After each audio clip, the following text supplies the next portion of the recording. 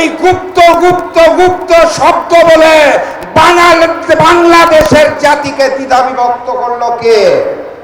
আমি জানতে চাই কে সেই ব্যক্তি যিনি গুপ্ত গুপ্ত বলে আমাদের মধ্যে দ্বিধা ছড়িয়ে দিল? পূর্ববর্তী জালেম ওই রাজাকার ন্যারেটিভ সৃষ্টি করে এখন কিন্তু ভারতে পালিয়ে গেছে। এই গুপ্ত ন্যারেটিভ সৃষ্টি করে রক্ষা পাওয়া যাবে না। কথাবার্তা পরিষ্কার, গণভোটের জনরায়ের আলোকে জুলাই সনদ বাস্তবায়ন করতে হবে। সংসদে নেতৃবৃন্দ কথা বলছেন আমাদের পক্ষে 11 দলের, আমরা আছি রাজপথে, ঠিক তো নাকি?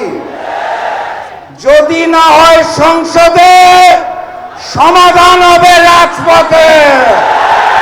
প্রস্তুত আছেন? নতুন যুদ্ধ হবে, নতুন বিজয় হবে। নারায়ে তাকবীর, নারায়ে তাকবীর। দেখা হবে রাজপথে, স্লোগানে, মিছিলে, সংগ্রামে, নতুন বিজয়। বিজয়ের পথে যাত্রা শুরু, জীবন অথবা মৃত্যু। আসসালামু আলাইকুম।